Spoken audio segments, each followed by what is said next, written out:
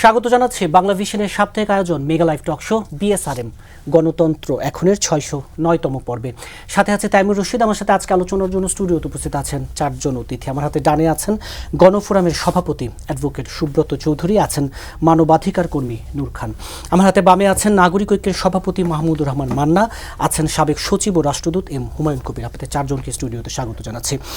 দর্শক, গণতন্ত্র এখন আজকের এই পর্বে আমরা আলোচনা করব তেলের জন্য হাহাকার, জ্বালানির জন্য যে দীর্ঘ লাইন ভোগান্তি, এই সংকট থেকে উত্তরণের পথকে এবং সামগ্রিকভাবে যুক্তরাষ্ট্র ইরান সংঘাত আসলে কোন দিকে যাচ্ছে এবং এর যে প্রভাব আমাদের সামগ্রিক অর্থনীতিতে, এ থেকে উত্তরণের উপায় কি, সরকারের কি করা উচিত। আলোচনায় থাকবে গণভোটের রায় বাস্তবায়নের দাবিতে এবার দ্বিতীয় ধাপের কর্মসূচি, আন্দোলনের কর্মসূচি ঘোষণা করেছে 11 দল। রাজধানীতেও গণমিছিল সহ নানা কর্মসূচি আছে। এই যে আবারও আন্দোলনের পথ বেছে নিল বিরোধী দল এবং সেই সাথে সংসদে যে সংস্কার এবং অধ্যাদেশ নিয়ে যে বিতর্ক এবং এর ভবিষ্যৎ, সেই সাথে সমসাময়িক রাজনৈতিক ঘটনা প্রবাহ, এসব নিয়ে আজকের গণতন্ত্র এখন। স্টুডিও আলোচনা শুরু করতে চাই নাগরিক ঐক্যের সভাপতি মাহমুদুর রহমান মান্না। বলছিলাম তেলের জন্য হাহাকার, জ্বালানি যে সংগ্রহে যে দুর্ভোগ, যে ভোগান্তি, এটি চলছেই। বিরোধী দল বলছে যে জ্বালানি খাতে সরকারের বক্তব্য এবং বাস্তবতার মধ্যে কোনো মিল নেই। আসলে কি মিল নেই? এবং আরেকটি মন্তব্য আছে যে তেল শুধু সংসদে আছে কিন্তু বাইরে খুঁজে পাওয়া যাচ্ছে না। এটা হলো ইয়ার্স বেস্ট, এইটা বছরের সেরা। তেল শুধু সংসদ আছে, খুবই মিনিংফুল একটা কথা। আর শুধু সংসদে কি, দেশে এখন তেলেরই কারবার চলছে, আর কিছু চলে না। কিন্তু পাম্পে নাই, ওইটা আর এক কথা। পাম্পে একেবারেই তেল মানে আমার কাছে খুবই সারপ্রাইজিং লাগে। আপনার ঢাকা স্ট্রিম একটা গোলটেবিল বৈঠকের আয়োজন করেছিল। ওইখানে ওরা এনার্জি মিনিস্টারকে দাওয়াত করেছিল। উনি ফিজিক্যালি আসেননি, অনলাইনে ছিলেন। তো দেখছেন তো আমাদেরকে, তো আমাকে দেখে বললো, ভাই আপনি আসছেন নাকি? কী করবো? জিজ্ঞেস করলাম তাকে যে ঘটনাটা কি বলেন। তো আপনি তো বলেই বেড়াচ্ছেন যে কোনো সংকট নাই। সেটা কবের ঘটনা বলছেন? মানে এটা তো তার প্রায় 2 সপ্তাহের বেশি হবে, তাও 14 দিন। হ্যাঁ, সেই সময়ই আমার গাড়ি তেলে চলে না, গ্যাসে চলে, কিন্তু তবু তেল লাগে তো স্টার্ট আপের জন্য। তো ওইটাই প্রায় শেষ হয়ে যাওয়ার অবস্থা। তাই পাচ্ছি না, 5 দিন ধরে লাইন করতে পারি না। তারপরে ভাই বলছেন তো আছে, তাহলে এরকম হচ্ছে কেন? উনি বললেন যে কী করবেন ভাই, আজকে যদি খবর রটে যে আগামী পরশু থেকে দুর্ভিক্ষ হবে, আগামী কাতে চাল ডাল কিচ্ছু পাবেন না, খাবারও পাবেন, বাঙালি হুজুগের পেছনে ছুটে। মানে এই কথার মধ্যে সত্যতা আছে, বাট এইটা দিয়ে তো আপনি পরিস্থিতি একটা অ্যানালিস বা এটা একটা মূল্যায়ন করে তার ভিত্তিতে কাজ করবেন, তাহলে হবে না। নাগাতার বলেই যাচ্ছেন তেলের কোনো ক্রাইসিস নাই, আর মাঝে মাঝে সব ডেটা ফিগার টিগার দেয়, কোন পাম্পে কত আছে, কী কী বিদেশ থেকে কত তেল আসলো না আসলো সব। ওদিকে ইস্টার্ন রিফাইনারি এখন কোনো রিফাইনারি কাজও করতে পারে না ঠিক মতো। তো মানে আপনি কনডেন্সার থেকে যে তেল বানাবেন, মানে অক্টেন বেঁচে দিয়ে, এইটার পথ বন্ধ হয়ে যাচ্ছে। আর বেশ কয়েকদিন যে ইন্ডিপেন্ডেন্ট পত্রিকাটি করেছিল, নিউজ করেছিল যে বিশ্বের সর্বপ্রথম যে দেশ জ্বালানিতে নিঃশেষ হবে সেটা বাংলাদেশ। কত বড় অ্যালার্মিং খবর! তারপর আমি আজকে আরবার আগে টিভির সামনে বসে দেখি কি স্ক্রলে দিচ্ছে যে সরকার মানে জ্বালানি তেলের দাম বাড়ানো খুবই যুক্তিযুক্ত থাকলেও সরকার জনগণের কথা বিবেচনা করে ভর্তুকি দিয়ে এটা চালাচ্ছে। এখন পর্যন্ত দাম বাড়ায়নি, কিন্তু বাড়াবে হয়তো পরে। মানে একদম লেজে গোবর একটা অবস্থা মনে হয় না? ডেফিনেট একটা পলিসির ভিত্তিতে। একটা হলো যে আমরা তো অ্যাডভান্স বা ফরওয়ার্ড প্ল্যানিং করতেই পারি না। যুদ্ধটা যখন লাগে অবস্থা বা যাই চলছে, তখন আমাদের কি করার আছে, যদি আমি কিন্তু কোনো সাজেশন দিতে পারবো না। আপনি একটা কথা বললেন যে সরকারের কী করা উচিত সে সম্পর্কেও আমরা বলতে পারি কি না, ওইটা আমি বলতে পারবো না, কারণ আমি ওটা অত বুঝি না ভালো, বা অত ডেটা আমার কাছে নেই। কিন্তু আমি এইটা দেখছি যে মানে একেবারে সবই একটা এক ধরনের ক্যাজুয়ালির অ্যাটিটিউডে করা হচ্ছে, অ্যাডহক বেসিস। ক্রাইসিস হলো আচ্ছা এটা এই করো, এটা হলো এই করো, আচ্ছা দাম বাড়াও, আমি মানুষ খেপে যাবে, দাম বাড়াবো না, এরকমের বাইরে কোনো মানে এই যে বলে না বিকল্প জ্বালানির সন্ধান করতে হবে। কবে থেকে সেমিনারে গেলেই আমি কথা বিভিন্ন বলেন, কিন্তু কোনো বিকল্প জ্বালানি ব্যাপারটা কী হয়েছে কিচ্ছুই এখন পর্যন্ত বোঝা গেল না। আর গভর্নমেন্টও মাঝে মাঝে এমন সব ইনফরমেশন দিচ্ছে না যাতে বোঝা যায় যে বাইরের সাথে আমাদের খুব কোনো যোগাযোগ নেই। 5 জাহাজ ভর্তি তেল আসছে, খবরই পাওয়া যাচ্ছে না কোথায়। তারপর একদিন জানালো তার 4টে এসে পৌঁছে গেছে, আর আরেকটা ওটাও আছে। টেলিভিশনে খবর দিল যে বাংলাদেশি জাহাজ অতিক্রম করতে পারে নাই। তার মানে তারা ওইটা যদি পারমিশন হবে, বাকি 4টা কীভাবে পেলো, কেমনে আসলো?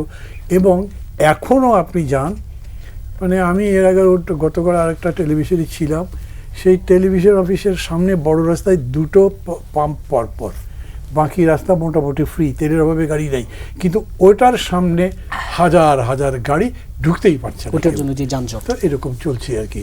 তো এইটাকে এখন সলিউশনের কথা আমি মনে করি আলোচনার পরে আসবে। আপনার নড়াচড়া দেখে মনে হলো যে আপনি শিফট করতে চাইছেন, এই পর্যন্ত পরে আমি বলবো যে লম্বা আলোচনার দরকার, কিন্তু গভর্নমেন্ট যদি না পার্টিসিপেট করে তাহলে আপনি কিছু করতে পারবেন না এখানে। জি, আবার আপনার কাছে আসবো। গণফোরামের সভাপতি অ্যাডভোকেট সুব্রত চৌধুরী, আপনিও কি তাই মনে করেন কিনা যে এই জ্বালানি খাতে একটু লেজে গোবরে তেল সংস্থাতে চলছে তো সারা দেশে, আমার কাছে মনে হয়েছে ম্যানেজমেন্টের দুর্বলতা। এটা একটা কেন যেন মনে হয় সরকার এখানে এত দুর্বল হয়ে গেল, এটা আমি মানতেই পারছি না। এখানে জ্বালানি মন্ত্রী আছে, প্রতিমন্ত্রী আছে, আরও এক্সপার্টরা আছে, বিভিন্ন প্রতিষ্ঠান আছে, তাদের কাজটা কি? এরকম একটা সংকট হবে আমরা তো জানি, পৃথিবীর অন্যান্য দেশ সামলাচ্ছে না। আমি কদিন আগে ভারত থেকে ঘুরে আসলাম, কোথাও দেখি নেই সংকট। কিছুটা গ্যাসের সংকট আছে ভারতে, গ্যাসের অভাবে তারা বিভিন্ন রেস্তোরাঁয় এখন খাবার টাবার কম হচ্ছে, আগের মতো সাপ্লাইও দিতে পারছেন। আবার গ্যাসের গাড়িগুলো ভালোই চলতেছে। আমার এখানে তো গ্যাসের ওইভাবে সংকট নাই, তারা তো মোটামুটি ভালোই চলছে, উবার টুবার যেগুলো চলে দেখ। আর এখানে তো তেল তো পাচ্ছে, 10 লিটার হোক, 15 লিটার হোক, 20 লিটার হোক, নিচ্ছে না। তো সেটা কেন আমরা একটা ক্রাইসিস করে জনগণের মধ্যে একটা ভীতি সঞ্চার করলাম? এটা কেন কন্ট্রোল করতে পারে? 5 ঘন্টা 6 ঘন্টা লাইনে দাঁড়িয়ে তেল, আগে যেভাবে আমরা তেল নিতাম, তবে লিমিট কমাইয়ে দাও। আগে আমরা হয়তো 10 লিটার নিতাম, 5 লিটার নিই, 15 লিটার নিই, 20 লিটার নিই, তাতে তো এত সমস্যা হওয়ার কথা না। একটা ভয়াবহ ভীতি ছড়ানো হচ্ছে সমাজের মধ্যে, তো সরকার এটা বুঝবে না। এটা তো সরকারের জন্য তো আমি কোনো গুড সাইন দেখছি না। এটা অনেকে বলতে চায় এখান থেকে একটি সিন্ডিকেট বরাবরের মতোই সুবিধা বা সেগুলো তো লুটে নিচ্ছে। আমাদের যে বিভিন্ন পাম্প স্টেশনগুলো আছে তাদের তো অনেক রকমের কেরামতি তো এখানে চলে, স্টকে থাকে, স্টক থেকে বের করে দেয়। হ্যাঁ, আমরা দেখছি না কোথায় কোথায় যে বিভিন্ন জায়গায় স্টক করতেছে, মুদির দোকানে নিয়েও স্টক করতেছে, ওখান থেকে আবার বিক্রি হচ্ছে। এই সুযোগগুলো আমরা দিলাম কেন? আরে ভাই, তোমরা যে বললা প্রত্যেকটা জায়গায় একজন করে অফিসার বসাবা, সেই অফিসারগুলোর কার্যক্রম তো দেখি না। তুমি তো ডিসির উপর দায়িত্ব দিয়ে দিচ্ছ, তার মানে কি সরকার উপর থেকে যা বলতেছে বাস্তবে সেটা কার্যক্রমে আমরা দেখতে পাচ্ছি না, জনগণের সেই সুফলটা পাচ্ছে না। তো জনগণের সাথে তোমার হচ্ছে না, একটা দূরত্ব সৃষ্টি হচ্ছে না। তুমি কোথায় জনগণকে আশ্বস্ত করবা, একটা ডিসিপ্লিনের মধ্যে আনবা, একটা কঠোর ব্যবস্থার মধ্যে নিয়ে আসবা, সেটা করতেছো না কেন? এখানে আইনশৃঙ্খলা বাহিনীও তো দেখি তারা সবার আগে নাকি তেল নিয়ে যায়, এগুলো নিয়ে পাবলিকও খেপে যাচ্ছে। আইনশৃঙ্খলা বাহিনী যদি আপনার এই লাইন ভেঙে যদি সামনে চলে যায়, পাবলিক খেপে যাবে না? তো সেটা হচ্ছে বিভিন্ন জায়গায়। তো আমার মনে হয় সরকার আরেকটু এই ব্যাপারে নজর দেওয়া উচিত। এই নজরটার আমি অভাব দেখতেছি, নজরদারি যেটা বলা হয়, নজরদারি ঘাটতি দেখছেন। জি, সাবেক সচিব ও রাষ্ট্রদূত এম হুমায়ুন কবির, এই সংকট যখন চলছে তখন জ্বালানি কূটনীতির বিষয়টা খুব গুরুত্ব দিয়ে এই বিষয়টিতে আরো নজর দেওয়ার, আরো কিছু কাজ করার সুযোগ আছে কিনা এই জায়গাটিতে বলা হচ্ছে, আপনি কি বলবেন? ধন্যবাদ আপনাকে। আসলে জ্বালানির সাপ্লাই, গ্লোবাল সাপ্লাই তো কমে গেছে 20%।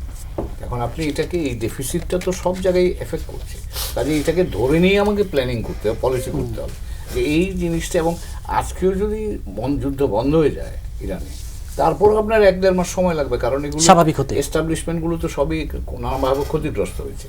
তো কাজে আপনাকে সেই ভিত্তিতে পলিসি করতে হবে। এবং যেটা দাদা বললেন, মান্না ভাইও বললেন, এখানে একটা হচ্ছে ম্যানেজমেন্ট ইস্যু আছে, আরেকটা যে আমার কাছে মনে হয় ম্যানেজমেন্টের চাইতেও বড় ইস্যু এখন দেখা দিয়েছে, হচ্ছে মেসেজিং ইস্যুটা। সরকার একরকম কথা বলছে, বাস্তবে আরেক রকম দেখা যাচ্ছে, এবং এর ফলে মানুষ কিন্তু বিক্ষুব্ধ হচ্ছে। দাদা উল্লেখ করছিলেন, আমি দেখলাম যে আমাদের মাননীয় সংসদ সদস্য ফজলুর রহমান সাহেব, ওনাকে সকলেই চেনে, ওনাকে চ্যালেঞ্জ করেছে। কিন্তু সরকারি কর্মকর্তা গাড়ি ঢুকলে মানুষ, ড্রাইভাররা গালাগালি করছে, চ্যালেঞ্জ করছে। তার অর্থ হচ্ছে মানুষ এখন এতে বিরক্ত হয়ে বিক্ষুব্ধ হয়ে যাচ্ছে। তো কাজে এখানে সরকারের জন্য, সরকারও তো বয়স বেশি হয় নাই, 2 মাস, সেই 2 মাস সময়। এখনই যদি সরকার অ্যাসার্ট করতে না পারে বা এটাকে অ্যাপ্রোপ্রিয়েট পলিসি দিয়ে বা মানুষের বিশ্বাস বা আস্থার জায়গাটা তৈরি না করতে পারে, তাহলে কিন্তু এটা সরকারের জন্য ক্ষতির কারণ হবে, মানে অর্থাৎ মানুষের আস্থা নষ্ট হয়ে যাবে। তারপরে ধরেন এই যে এর পাশাপাশি অন্যান্য বিষয়গুলো নিয়ে কিন্তু ইতিমধ্যে নানান প্রশ্ন তৈরি হচ্ছে, এবং এটা মানুষ যেহেতু সরাসরিভাবে এফেক্টেড হচ্ছে, সেই জায়গাতে কিন্তু আমি মনে করি আর একটু সক্রিয়তা দেখতে চাই। আর মানুষ যেটা দেখতে চায়, মনে রাখবেন এখন এই আমরা জুলাই উত্তর বাংলাদেশে আমরা কিন্তু সরকারকে একটু হাম্বল দেখতে চাই। সরকার ঠিক আছে, ভালো চেষ্টা করছে, হচ্ছে না, ভুল করলে সেটাকে মানুষ গ্রহণ করবে, কিন্তু অ্যারোগেন্স বা আমি করছি, আমি একটু মানুষ যে ভাবছে তার সাথে মিলছে না, এই জায়গাটাতে কিন্তু একটু সাবধান হওয়া দরকার মনে করছি। কারণ আমি ঢাকার বাইরে থেকে যে খবরাখবর পাচ্ছি, ওখানে কিন্তু এটা প্রতিক্রিয়াটা বেশি হচ্ছে। ঢাকায় তো কিছু পাওয়া যায়, মফস্বলে অনেক এটা পাওয়াই যায় না। তো কাজেই পাম্পি বন্ধ। তো সারা রাত লোডশেডিং। এগুলো আপনাকে সাপ্লাই ডিসরাপশন একটা আছে, এটা সত্যি কথা। তো মানুষের সাথে বললেই হয় যেটা এই কারণে পাচ্ছি না, আমরা আসেন সবাই মিলে আমরা এটা শেয়ার করে আমরা এই ভাগাভাগি করে এই ক্রাইসিসটাকে অতিক্রম করি। এই জায়গাটা আমার মনে হয় গভর্নমেন্টের দিক থেকে আরেকটু মেসেজিংটা ক্লিয়ার করতে হবে। মানুষ কষ্ট করছে, এটা তারা এক ধরনের কম্পেশন বা এটা যে উপলব্ধি করছে, এমপ্যাথিটা মানুষ দেখতে চায় বা বিশ্ব বাস্তবতাটা তো আসলে মানুষ বুঝবে। Absolutely, এটা ব্যাখ্যা করলেই হয়, যেটা তো আমরা এই সরকারের আওতার বাইরে, তো এটা সত্যি কথা। তো তাই আপনার গ্লোবাল তেলের সাপ্লাই নেই, মার্কিন যুক্তরাষ্ট্রে $4.19 হয়ে গেছে তেলের দাম। তো কাজেই এটা সারা বিশ্বকে এফেক্ট করছে। সরকার যদি বলে মানুষ বিশ্বাস করবে, কিন্তু মানুষ যেটা দেখতে চায় কম্প্যাশন দেখতে চায়, সরকার যেটা বুঝতে পারছে মানুষের পাশে আছে, এই মেসেজটা যাওয়াটা খুব দরকার মনে করছি। জি, মানবাধিকার কর্মী নূর খান, যে সরকারের বক্তব্য মেসেজটা দেয় এবং বাস্তবতার মধ্যে যে ফারাক, জ্বালানি সংকট নিয়ে। জ্বালানি সংকটের শুরুতে যে জিনিসটা আমার কাছে মনে হয়েছে যে সরকার সম্ভবত এই যুদ্ধটাকে খুব সীমিত সময়ের বিবেচনায় নিয়েছিল, যে অল্প সময়ের মধ্যে যুদ্ধ শেষ হবে। এই এই এই কথাটা নিয়ে এই কারণে বলছি যে তাদের যে কথাবার্তা, চিন্তা ভাবনা, ধরন, তাতে আমার এটা মনে হয়েছে। যেমন ধরেন একজন তো বলেই ফেললো যে শতাধিক কোটি টাকা প্রতিদিন ভর্তুকি দিতে হচ্ছে। আচ্ছা আমাকে বলেন তো, বাংলাদেশের কোন মানুষটা না জানে যে আমরা একটা ক্রাইসিসের ভিতর পড়তে যাচ্ছি, মানে পড়তে যাচ্ছি না, পড়েছি। এটা কিন্তু মানুষ জানে। যুদ্ধের মানুষ নিজে নিজে কিন্তু একটা হিসাব করেছে।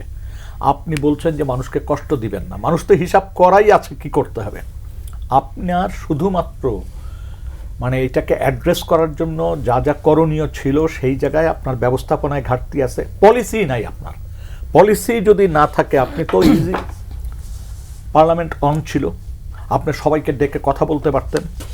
কারণ এটা তো জাতীয় ক্রাইসিস, এটাকে আপনি ওই বগুড়ার ক্রাইসিস বা ঢাকার ক্রাইসিস না, এটা জাতীয় ক্রাইসিস, এবং এইটা বিশ্বব্যাপী আজকে এই ক্রাইসিসটা মোকাবেলা করছে সব সরকারই। আপনার পার্শ্ববর্তী দেশে যখন তেলের দাম বাড়ায়, আপনি তেলের দাম বাড়াচ্ছেন না, পাচারের সুযোগও কিন্তু রেখে দিচ্ছেন। তো আরেকটা জিনিস যেটা বলেন যে আপনার কিছু তেল ব্ল্যাকে চলে যাচ্ছে, এটা কত পার্সেন্ট হইতে পারে? আমরা তো চোখের সামনে অনেক কিছু দেখছি। এইটা তো ধর্তব্যের মধ্যে হওয়ার সুযোগ নাই, কারণ যে পদ্ধতিতে মানুষ তেল নিচ্ছে এখন, যেভাবে আপনি কন্ট্রোল করার চেষ্টা করছেন 5 লিটার 10 লিটার বা কম বেশি করে, এইটাতে মানুষের ভিতর কিন্তু একটা আতঙ্ক। আর আপনি এদিক দিয়ে বলছেন যে আমাদের তেলের অভাব নাই, একদিকে বলছেন তেলের অভাব নাই, আরেকদিকে যে তেল চাইলে সে পাচ্ছে না, এবং 7-8 ঘন্টা লাইনে দাঁড়িয়ে, এবং লাইনগুলির অবস্থাটা দেখেন, এক প্রান্ত থেকে আরেক প্রান্ত, এবং অধিকাংশ কিন্তু ইয়াং পিপল যারা লাইনে দাঁড়াচ্ছে। যে কোনো সময় যে কোনো ঘটনা কিন্তু এখান থেকে সূত্রপাত ঘটতে পারে, ফুসে উঠতে পারে। এবং এই জন্য খুবই জরুরি যে জিনিসটা, সেটা হচ্ছে সরকারকে অবশ্যই এই ব্যাপারে জাতীয় ঐক্যমত তৈরি করা। শুধু তেল না, আগামী ক্রাইসিসটা আপনি কিভাবে হ্যান্ডেল করবেন। এটা শুধু তেল দেখতেছেন, আমি তো দেখছি যে সব কিছুতে একটা ক্রাইসিস আসতেছে, সারা পৃথিবীতে আসছে, আমাদেরকেও সেটা মোকাবেলা করতে হবে। এবং সেই মোকাবেলা করার জন্য আপনি জনগণকে প্রিপেয়ার করেন, জনগণকে গাইড করেন। আরে ভাই, 1 পোয়া চালের জায়গায় আমরা 350 টাকা চাল খাবো, কোনো অসুবিধা নাই, কিন্তু জনগণকে তো আপনি বুঝতে দিতে হবে। আপনি যদি না বুঝতে দিতে চান, হুট করে যদি আপনি এমন কিছু বুঝাইতে যান বা এমন কিছু চাপাই দিতে চান, তখন তো জনগণ দিশেহারা হয়ে যাবে। আপনি বলেন তো, পে স্কেলের কথা শুনছিলেন, এখন তো জুলাই নাগাদ চলে গেছে, একটা মানুষও তো পে স্কেল নিয়ে এখন কথা বলে না। কেন বলে না? তারও তো বুঝতেছে দেশের ইকোনমি কি, বিশ্বব্যাপী অবস্থা কি। এইটাও যদি আপনি বুঝতে ভুল করেন এবং এই জিনিসটা যদি পাবলিককে অ্যাড্রেস করতে ভুল করেন, আমি জানি না কিসের ভয়। সবাইকে নিয়ে বসতে, ভয়টা কোথায়? সবাইকে নিয়ে বসেন না, বসে এই বিষয়গুলি নিয়ে খোলামেলা আলাপ করেন, পলিসি নির্ধারণ করেন। যুদ্ধকালীন মানে বিশ্বব্যাপী যে যুদ্ধকালীন মানে যুদ্ধ চলছে বিভিন্ন দেশে, সেইটার ইফেক্ট যে আমাদের অর্থনীতিতে কীভাবে পড়বে সেটা নিয়ে আলোচনা করেন, সেটা মোকাবেলা কিভাবে করবেন আলোচনা করেন। আজকে মিডল ইস্টে যে ক্ষতিটা হচ্ছে, অনেকে আমরা মনে করতেছি যে 1-2 মাসের ভিতরে যুদ্ধ থেমে গেলে সব ঠিক হয়ে যাবে। না, অনেকগুলো তেলের তো এমনভাবে ডিস্ট্রয় করা হয়েছে যে আগামী 2-3 বছরও ঠিক করতে পারবে না। তাহলে ক্রাইসিসটা তো থাকবে, তাহলে সেইটা কিভাবে মোকাবেলা করবেন? আর যুদ্ধের যে গতি প্রকৃতি যেটা লক্ষ্য করা যাচ্ছে, প্রথম দিকে অনেকে মনে করছিল যে এইটা সাময়িক, কয়েকদিনের ভিতরে এটা শেষ হয়ে যাবে। কয়েকদিনের ভিতর শেষ হচ্ছে না, এবং দেখা যাচ্ছে যে এটা পাঞ্জা লড়ার মতো ব্যাপারটা হয়ে যাচ্ছে। আমরা যেটাকে যত দুর্বল, যত সবল ভাবছি, সেটা তত দুর্বলও না, আবার যাদের যত সবল ভাবছি তারা তত সবলও না। তাহলে এই জায়গাটা আমাকে বুঝতে হবে। আর তেলের অর্থনীতির সাথে কিন্তু সব কিছু যুক্ত, সব। আমাদের তো সবচেয়ে বড় যে সোর্স আমাদের ইনকামের, এই যে মিডল ইস্টের যারা শ্রমিক আছেন তারা, ওখানে যদি বিপর্যয় নামে অর্থনীতির, হয় তার বেতন কমবে, না হলে তাদেরকে পাঠিয়ে দেবে, অথবা শ্রম সংখ্যাটা কমিয়ে ফেলবে। সেটার ইফেক্ট তো আমরা ডাইরেক্টলি আমাদের অর্থনীতি পড়বে। জি, এম হুমায়ুন কবির, আপনার কাছে একটু শুনে বিরতিতে যাবো। এই যে বলছিলাম, প্রশ্ন উঠেছিল যে যুক্তরাষ্ট্র ইরান যে সংঘাত, যে মধ্যপ্রাচ্য যে সংকট, এটার ভবিষ্যৎ আমরা যখন আলাপ করছি, আমরা জানি ট্রাম্প জানিয়েছেন যে ইসরায়েল এবং লেবাননের মধ্যে 10 দিনের যুদ্ধবিরতি, এবং যুক্তরাষ্ট্র ইরানের যে যুদ্ধবিরতিও অনেকটা মানে বোঝা যাচ্ছে না পরিস্থিতি সামনে আসলে এই সংকট বা এই যুদ্ধটা, যদি বলি পরিস্থিতিটা কোন দিকে যাচ্ছে। ধন্যবাদ আপনাকে। যে বিষয়টা নিয়ে এই যুদ্ধটা শুরু হয়েছে এবং যে বিষয়টা নিয়ে এখন এই সেকেন্ড রাউন্ড আলোচনা ইসলামাবাদে বসবে বলে যেটুকু আয়োজন দেখছি, পাকিস্তানের প্রধানমন্ত্রী আছেন এখন রিয়াদে, পাকিস্তানের সেনাপ্রধান আছেন ইরানে। মার্কিন যুক্তরাষ্ট্র চাচ্ছে এনরিচড ইউরেনিয়াম, যেটা দিয়ে বম বানানো যায়, এটা তারা ইরানের হাতে রাখতে চাচ্ছেন না। ইরানের বক্তব্য হচ্ছে যে এটা অ্যাট এনি কস্ট আমরা এটাকে রাখতে হবে। এখন কম্প্রোমাইজের জায়গায় একটা আলাপ আলোচনা হচ্ছে, কিন্তু মূল কথা হচ্ছে যে এখানে ইসরায়েল একটা প্রেশার বিল্ড আপ করছে আমেরিকানদের উপর, যে ইরানের হাতে কোনো সুযোগ দেওয়া যাবে না। এখন আমরা জানি যে নেতানিয়াহুর যুদ্ধটাই কিন্তু মার্কিন যুক্তরাষ্ট্র করছে ইরানে, কাজে সেই বিবেচনায় এখনো পর্যন্ত কোনো সিদ্ধান্ত আসেনি। আজকে আবার দেখলাম যে রাশিয়ানরা বলেছে যে আমরা এটা আমাদের কাছে দাও, আমেরিকানরা সেটাও তাকে বিশ্বাস করছে না। আবার রাশিয়ানরা আবার ইসরায়েলকে হুমকি দিয়েছে যে তুমি যদি ওই নিউক্লিয়ার প্ল্যান্ট যেগুলোতে এখানে মনে করা হচ্ছে এগুলো এই যে প্রায় 460 কিলোগ্রাম এনরিচড ইউরেনিয়াম আছে, সেটাতে বম যেন না করে। রাশিয়ানরা বলছে এটা তুমি বম করলে আমরা তোমাদের বম করবো। মানে এটা তো মানে এটা পারমাণবিক যুদ্ধের একটা সাংঘাতিক বিপর্যয় ঘটতে পারে, ওয়ার্ন করেছে। ফলে একটা অস্থির অবস্থার মধ্যে আমরা আছি। আমার কাছে মনে হয় না যে ইরানিয়ানরা এই বিষয়ে খুব সহজে আসবে। তো কাজেই তার অর্থ হচ্ছে যে এই যুদ্ধটা এতদিন সামরিকভাবে হয়েছে, এখন এটা অর্থনৈতিক যুদ্ধের দিকে রূপ নিচ্ছে। এই যে আপনি ব্লকেড হয়েছে, ইরান হরমুজ প্রণালীটাকে নিয়ন্ত্রণ করছে, আমেরিকানরা তার বাইরে ব্লকেট করে বন্ধ করে দিয়েছে।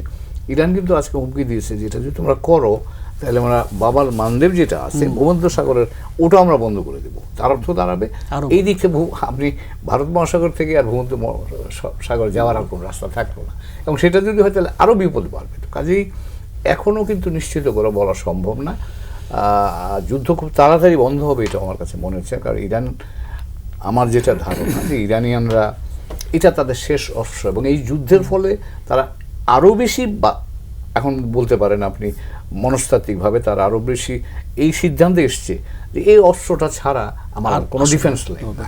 আবার একটি কথা বলা হচ্ছে, ট্রাম্পও এই যুদ্ধ থেকে বের হয়ে রীতিমতো হাফ ছেড়ে বাঁচতে চাইছেন। অফকোর্স ট্রাম্পের জন্য বিরাট, ওইদিকে তার পলিটিক্যাল ফেইট বা নিচে নামছে, এটা দেখা যাচ্ছে।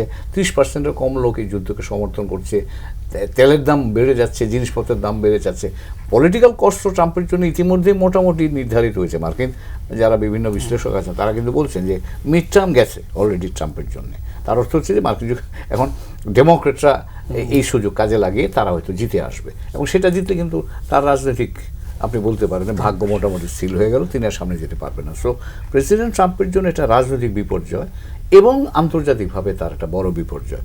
দুই জায়গায় বিপর্যয়টা হচ্ছে, একটা হচ্ছে স্ট্র্যাটেজিক বিপর্যয়, কৌশলগতভাবে তার আস্থা হারিয়ে ফেলেছে, এখন আর তাকে কেউ বিশ্বাস করছে না। দ্বিতীয় হচ্ছে ডলার, যেটা 1974 সালে এই পেট্রো ডলারের মাধ্যমে কিন্তু ডলার রাজত্ব শুরু হয় সারা পৃথিবীতে, যেটা দিয়ে মার্কিন যুক্তরাষ্ট্র এতদিন পর্যন্ত ছিল। এখন ইরান কিন্তু বলছে আমি ইউয়ানে ব্যবসা করব।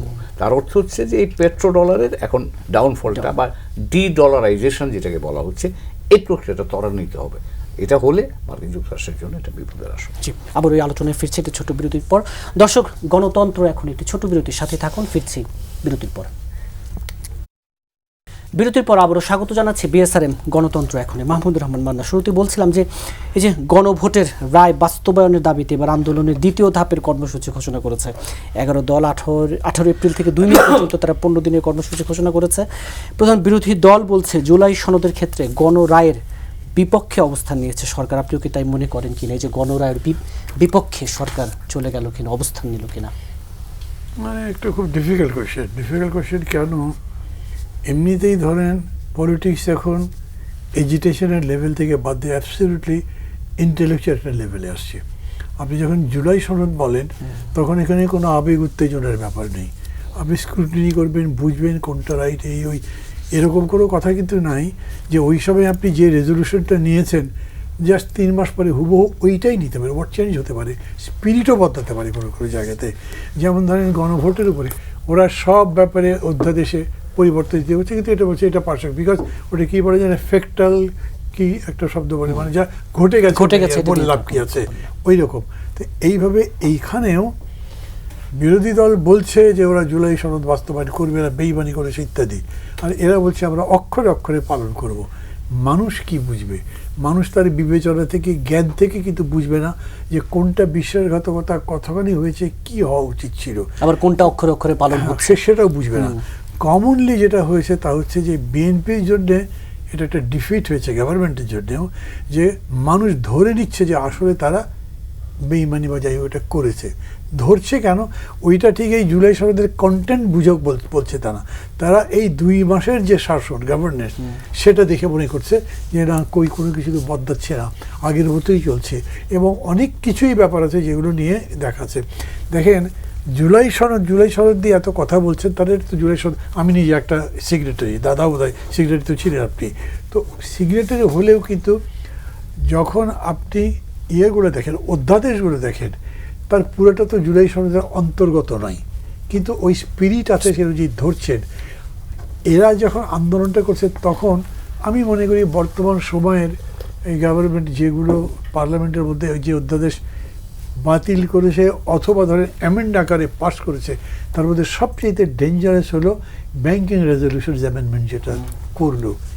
মানে আমার মাথায় ঢুকছে না, একটা সিঙ্কিং বোট বা সিঙ্কিং জাহাজকে আপনি 25,000 কোটি টাকা দিয়েছেন, মোট 10,000 15,000 দিয়ে তাকে তুলেছেন, তুলবার পরে বলছেন এর মালিক যারা তাদেরকে ফিরিয়ে দিচ্ছি। মালিক যদি না থাকে তাহলে তার আত্মীয় স্বজন অংশীদারকেও যদি থাকে তারা ক্লেম করলেও 7.5% পেমেন্ট দিলে তারা করব। ওই 7.5%ও এই যে আপনি 25,000 কোটি টাকা শুদ্ধ ফেরত দেবেন ওইখান থেকে দেবে। তার মানে কই ভাজলেন, তারপরে মানুষকে আবার শোষণ করবেন, টাকাটা কিন্তু মানে তেলটা জনগণ দিল। এত বড় একটা ঘটনার উপরে কিন্তু আপনি ওই ক্যাম্পেইন করছেন না, আপনি যে বিষয়গুলোর উপরে ক্যাম্পেইন করছেন বা যেটা প্রোগ্রাম ডিক্লেয়ার করেছেন, এইটা হবে কীরকম জানেন? এই যে নকশাল আন্দোলন বিরাট হুলস্থুল করে ফেলেছিল, কিন্তু ব্যর্থ যখন হলো তখন শেষে পার্টি বসে বলল যে আলটিমেটলি এটা কোনো পিপলস মুভমেন্ট ছিল না, এটা একদম ক্যাডার ভিত্তিক ছিল, বিকজ পিপুল বোঝেও নাই, অংশ নেয় নাই, দূর থেকে দেখেছে। এইখানে আমি ঠিক বুঝতে পারছি না যে মানুষ কত করবে। মানুষ এখন যদি মনে করে বিএনপি চাঁদাবাজি বেড়েছে, মাস্তানি বেড়েছে, গায়ের জোর বেড়েছে, ওরা তো আগের মতোই চলছে, এই জন্যে পারি না, তারা কিন্তু জুলাই সনদ বসে আসবে যে, সেরকম আমার কাছে মনে হয় না। কাজেই ডিবেটটা ওই জায়গায় হবে না। টোটালিটিতে আপনি গুড গভর্নেন্স এনশিওর করতে না পারলে, সেটা আজ হোক 2 দিন পরে হোক, মানুষ তো রাস্তায় নামবে। এই যে তেল নিয়ে আমরা কথা বললাম, জিনিসের দামও তো বেড়েছে, এবং মানে সমস্ত জায়গাতে পুলিশের উপরে টোটাল কন্ট্রোল হয়ে গেছে গভর্নমেন্টের। আমি আপনার সাথে এই স্টক শোতে আমার ব্যক্তিগত সমস্যা আগে আলোচনা করেছিলাম, সমস্যা এক্স্যাক্টলি ওই জায়গাতেই আছে, আমি ওটা ডিসকাস করছি না। এইরকম অনেকগুলো সমস্যা দেখবেন যে আমি দেখলাম বাজে যে কয়েকটা টিভি মানে অ্যাজ ইফ আদেশ দিয়ে নিয়ে নেওয়া হলো, তারপরে কতগুলো সংবাদপত্রের জায়গা নিজের লোক বসে গেল। তো এরকম করে যদি হয়, এখন মানুষ চুপচাপ থাকবে, অথবা এখন কিছু আপনাকে কনসেশন দেবে, ভালো কথা বলবে, কিন্তু যখন দেখবে যে না প্রোটেস্ট হচ্ছে এবং দিন দিন প্রোটেস্টটা ভায়োলেন্ট হচ্ছে, তখন সেই প্রোটেস্টের কন্টেন্ট না খোঁজে সে মনে করবে আমার দৈনন্দিন যে সমস্যার সাথে এটাকে রিলেট করে আমি এটাতে কি করতে পারি। সেই অর্থে গভর্নমেন্ট একটা বিরাট থ্রেটে আছে। একটু আগে হুমায়ুন কবির বলছিলেন না যে এই গভর্নমেন্টের সামনে কিন্তু অনেকগুলো চ্যালেঞ্জ আছে, যেটা গভর্নমেন্ট খুব ডিপলি যে লুক ইনটু করছে তা কি না, তারা মানে এটা সারফেস থেকে দেখছে, চাপাবাজি করছে আমি সেরকম বলবো না, কিন্তু মাঝে মাঝে কথাগুলো বলছে যে তাতে বোঝা যায় ডেপথ থেকে না, টপ থেকে নিচের লেভেলে কথাবার্তা আচরণ উচ্চারণের মধ্যে কোনো ডেপথ পাবেন না, কোনো ডাইরেকশন পাবেন না, কোনো সলিউশনের একটা ইঙ্গিত পাবেন না। দিন দিন বেড়ে যাচ্ছে, কেবলমাত্র মানে কতগুলো বড় বড় বক্তৃতার মধ্যে দিয়ে বলছে। বহু জায়গাতে জুলাই সনদ যেরকম করে আছে সেই স্পিরিট তো ভায়োলেটেড হয়েছে। বহু জায়গাতে জুলাই সনদকে আপনি বদলে দিয়েছেন। এখন আপনি বলবেন আমি যদি ম্যান্ডেট জনগণের পাই তাহলে সেই ম্যান্ডেটের ভিত্তিতে আমি কাজ করব, এটাও তো জুলাই সনদে আছে। তো সবটি চলে গেল। এখন বিতর্ক নিয়ে যাবেন জুলাই সনদ বড় নাকি সংসদ বড়, এই বিতর্ক আনবেন কেন? আমি তো জুলাই সনদ তৈরি করেছি, যে সংসদ তবে সেই সংসদ একে অন্তর্গত করবে, এটার মধ্যে নিয়ে সেটা জনগণের সম্পত্তিতে পরিণত করবে, এটা ক্ল্যাশে যাবে কেন? এই দায়িত্ব যদি সরকার মনে করে আমরা ওদেরকে ফ্যাসিস্ট বলে ওদেরকে প্রমাণ করব, আর বিরোধী দল মনে করে আমরা ওদেরকে ফ্যাসিস্ট হয়ে যাচ্ছে মনে করে করবো, এই লড়াই দিয়ে জিতবে না। এইখানে মানুষ তার মতো করে সিদ্ধান্ত নেবে। জি, অ্যাডভোকেট সুব্রত চৌধুরী, এই যে এই লড়াইয়ে জিতবে কে এবং কোনো কিছু কি না, আসলে আমার কাছে বদলাচ্ছে মনে না? হয় না এই সরকার আলোচিত এবং সমালোচিত হওয়াটা খুবই মনে হয় এনজয় করছে। ওনারা এনজয় করছে, তো জনগণের তো প্রাণ যায় যায়। তো আপনারা জনগণের সাথে এত ভোট পেয়ে আপনারা নির্বাচিত হয়েছেন, নিজেরাই বলছেন, আমরাও বলছি, 2/3 হ্যাঁ, সংখ্যাগরিষ্ঠতা। তা তাদের আকাঙ্ক্ষা, তাদের আশা, তাদের স্বপ্ন চূড়াইতে নিয়ে গেছেন। তা এখন সেগুলো দেখান, এত নেতিবাচক কথা বলে দেয়। আর অতিকথন, মান্না ভাই বলেছে, অতিকথন শুরু হয়ে গেছে। ওই যে গত ফ্যাসিস্ট সরকারের আমলে কিছু ছিল না, যারা শেষ পর্যন্ত হাসিনাকে ডুবাইয়ে ছাড়লো আর কি। তো এইখানেও তো এই সিমটমটা দেখা যাচ্ছে। দয়া করে আপনারা একটু কথা কম বলেন, কাজ দেখান, জনগণকে আশ্বস্ত করেন, এবং জনগণ যেটা বলে সেটা বোঝার চেষ্টা করেন এবং সেটা সলিউশন দেন। এই যে মানবাধিকার কমিশনটা একটা হজবরল করলেন, বিচার বিভাগের স্বাধীনতা সচিবালয় হয়ে গেছে, চিফ জাস্টিস এটা নিয়ে একটা সেলিব্রেশন হয়ে গেল সারা দেশে। শুধু আইনজীবী না, জনগণ, শুধু বিচারক বা বিচারপতি না, বা যারা এতে যায় আর কি, বিচার প্রার্থী যারা, এত উৎসাহিত হয়েছে যে একটা এত বছর পরে, প্রায় কত বছর হলো, 55 বছর পরে এরকম একটা আমরা দীর্ঘ লড়াই সংগ্রামের মধ্যেই তো আসছি। ওই শাহাবুদ্দিন সাহেব একটা কথা বলতো আমাদেরকে যে ভাই তোমরা যে কথা বলো, বিএনপিও চায় না, আওয়ামী লীগও চায় না, সোজা কথা, এরা চায় না, এরা তো ওই বিচার বিভাগকে কুক্ষিগত করতে পারে। এই 111-এর সময় কিছুটা অগ্রসর হয়েছিল, আমরা যতই বলি মঈনুদ্দিন সাহেব উন্নতি করেছেন, এটা একটা সেলিব্রেশন হয়েছিল এতে।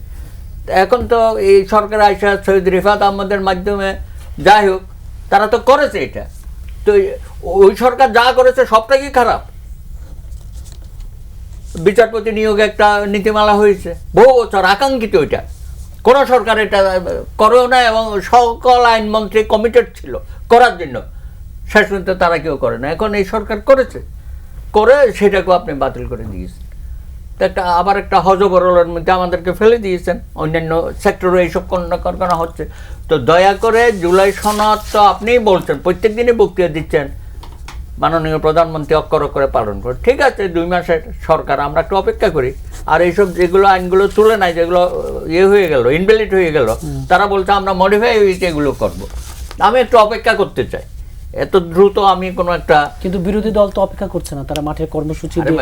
তারা তো এত ওভার স্মার্ট হয়ে গেছে, তারা তো ক্ষমতায় চলে যাওয়ার কথা ছিল, সেই আস্ফালন তো আমরা দেখেছি। এখন সেটা এখনো তাদের যে এই অবস্থা হবে, তারা তো সব কিছু সেট আপ করে ফেলছিল না সরকার পরিচালনা করা থেকে, তাই না? তো এখন সেই জ্বালা থেকে তো উদ্ভট করে। আর ওখানে একটা ছেলে আছে জাকপার, মান্না ভাইদের বন্ধুর ছেলে, আপনারও বন্ধু, কি এসব কথাবার্তা বলতেছে এই ব্যাপারে, তাদের তো কোনো কন্ট্রোলে দেখছি না, কেউ থামাচ্ছে ওরে। তো এরকম তো অনেকে অনেক কথা বলে। আর জামাতের লোকজন যেভাবে টকশোতে কথাবার্তা বলে, আপনার মানে কি যে বলে এরা, পুরো ইতিহাসটাকে তারা পাল্টিয়ে দিতে চায়। হ্যাঁ, বাংলাদেশে আর কোনো নেতার অতীতে কেউ ছিল না, এখন তারা যারা আসছে এখান থেকে যেন বাংলাদেশের ইতিহাস শুরু হচ্ছে আর কি, জামাতের যা বয়ান আমরা দেখতেছি। তো যাই হোক, এগুলো এত ভীত সন্তুষ্ট হওয়ার কিছু নাই। ওরা যদি বাড়াবাড়ি করে ওরাই বুঝবে, জনগণ ওইভাবে সমর্থন তারা পাবে না। জি, নূর খান, এই যে আপনি নিজেও গুম কমিশনের ইয়েতে ছিলেন, এই কমিশনের ইয়ে সহ বেশ কিছু অধ্যাদেশ যে কার্যকারিতা হারালো, এবং এই যে একই কথা বারবার বলা হচ্ছে যে আসলে জুলাই সনদের বা এই যে প্রত্যাশা গণরায়ের পক্ষে কে বিপক্ষে, এবং সব কিছু থেকে আসলে আবারও একটা হযবরল অবস্থা। দেখেন, জুলাই সনদ রাজনীতিবিদদের মুখে অনেকবার শুনছি আমরা। সাধারণ মানুষ কিন্তু সনদ কি এত কিছু বুঝে না। সাধারণ মানুষ যেটা বুঝে যে আওয়ামী লীগ আমলে এই ছিল, এইটার একটা পরিবর্তিত রূপ আমরা দেখতে চাই ভালোর দিকে। কি পরিবর্তন হলো? হ্যাঁ, এখন এইখানে যেটা দেখছে যে পরিবর্তন তো আসলে হচ্ছে না, এইখানেই হচ্ছে সমস্যা নিহিত। যে মানুষ যদি বুঝে ফেলে কে বেইমানি করছে, এটার চেয়ে বড় ব্যাপার হচ্ছে আমরা চেয়েছিলাম একটা পরিবর্তন, সেই পরিবর্তন হয়নি। সুতরাং সেই জায়গাটা কিন্তু বিবেচনায় রাখতে হবে সবাইকে। আর আরেকটা জিনিস হচ্ছে, দেখেন এই যে বিষয়গুলি আপনার বিচারালয় সম্পর্কে যেটা বলল, বিচারক নিয়োগের ক্ষেত্রে যে জিনিসটা বললেন, বা গুম সংক্রান্ত ব্যাপারে গুমের সংজ্ঞা, বা গুমকে মানে যেভাবে জবাব দেওয়া হলো পার্লামেন্টে যে গুমের শাস্তি 10 বছর ছিল, এটা আমরা যাবজ্জীবন ইত্যাদি, আসলে পুরা জিনিসটা আপনারা তো পরে একটি খোলা চিঠি দিয়ে আমরা কিন্তু স্পষ্ট করার চেষ্টা করেছি ধোঁয়াশা কাটায় দেওয়ার জন্য। যেমন ধরেন 2009-এর অর্থাৎ এই মানে অবসায়িত যে আইন, তার আগে যেটা ছিল 2009, এটা তো আমরা দীর্ঘদিন প্র্যাকটিস করতে দেখলাম, জিরো রেজাল্ট নেই। পাবলিকও জানে যে এটা দিয়ে কিছু হচ্ছে না। তারপরে ওখানে নিয়োগের যে ব্যাপারগুলি ছিল, যে পদ্ধতি অনুসরণ করা হয়েছিল, সেখানে আমলা টামলা এইভাবে আসছে এবং তারা তাদের মতো ওইটুকের ভিতর সীমাবদ্ধ ছিল। পরবর্তীতে 2025-এ যে আইনটা করা হলো, সে আইনেও মানে মানবাধিকার কর্মীরা একেবারে 100% সন্তুষ্ট ছিল তা না, তারপরেও ওইটা আগের 9-এর চেয়ে অনেক ভালো ছিল এবং নিয়োগ প্রক্রিয়াটা কিছুটা স্বচ্ছতা ছিল, নিয়ন্ত্রণটা কম ছিল সরকারের। 2 নম্বর হচ্ছে আগে বাজেটটা নির্ভর করত আইন মন্ত্রণালয়ের হাতে, নিয়ন্ত্রণ ছিল, সেইটাই এখানে ছিল না।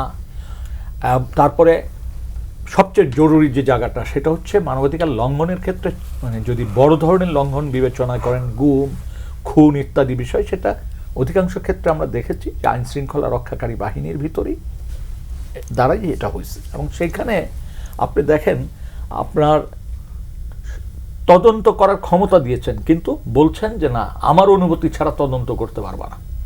আর নতুন আইনে যেটা বলা ছিল যে হ্যাঁ তদন্ত করতে পারবে, কিন্তু গ্রেপ্তার করার ক্ষেত্রে সে আদালতের অনুমতি নেবে। একটা তো ছিল, পথ ছিল তো যে আদালতের অনুমতি লাগবে, আপনি সেটাও পছন্দ করতে পারছেন না এবং একেবারে নেকেটলি বললেন যে এইটা এইভাবে হতে পারে না। আরেকটা জিনিস যেটা দেখা যায় সবার ক্ষেত্রে, জাতীয় নিরাপত্তা ইস্যুটাকে নিয়ে আসে, অর্থাৎ সংজ্ঞাটাকে স্পষ্ট করবে না।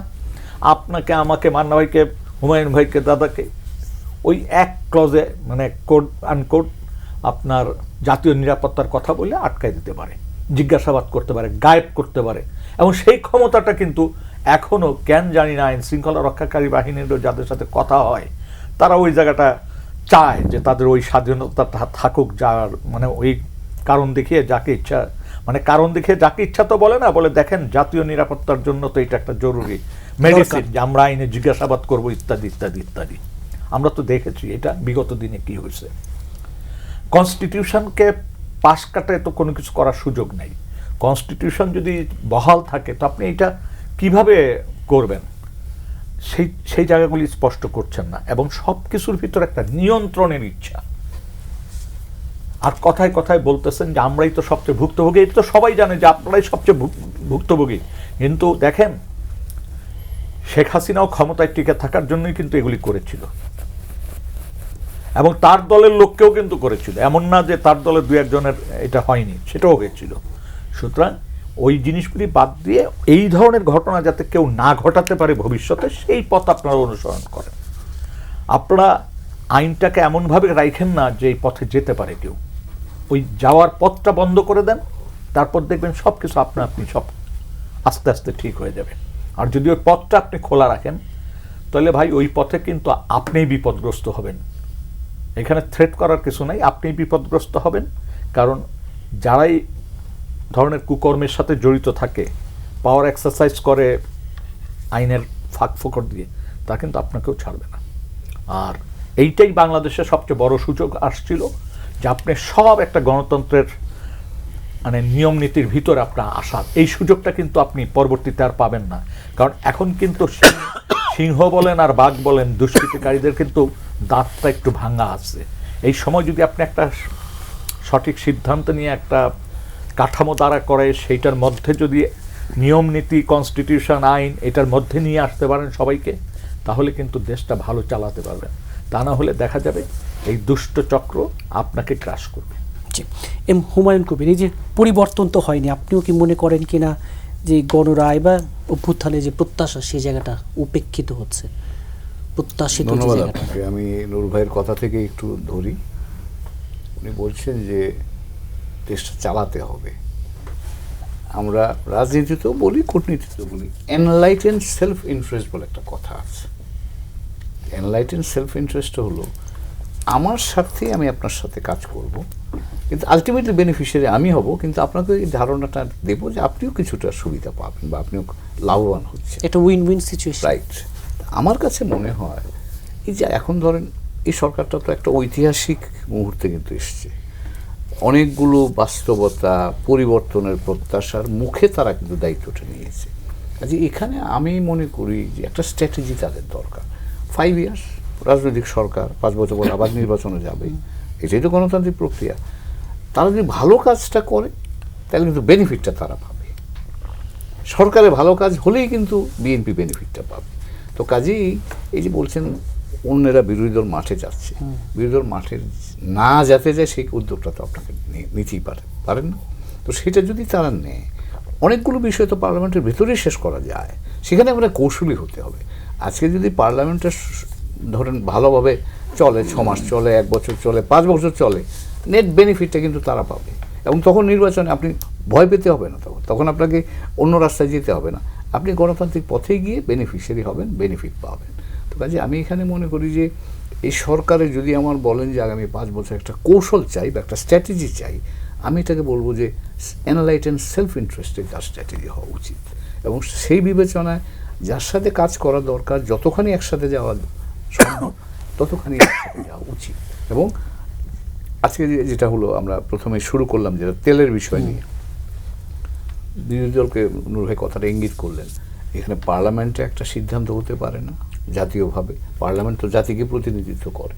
তো কাজেই সেখানে সকলে মিলে যদি একটা সিদ্ধান্ত নেয়, তাহলে এটা তো জনগণের কাছে একটা ইতিবাচক বার্তা যাবে যে সবাই মিলে এক ধরনের করছে। সবাই মিলে যদি ধরেন সরকারি দল, বিরোধী দল মিলে, সরকার মিলে যদি একটা মানুষের কাছে আহ্বান করে, মানুষ সেটাকে বিশ্বাসযোগ্য বলে মনে করবে। তারা তখন যদি স্যাক্রিফাইস করতে হয় সেটা করতে কিন্তু তারা দ্বিধা করবে না।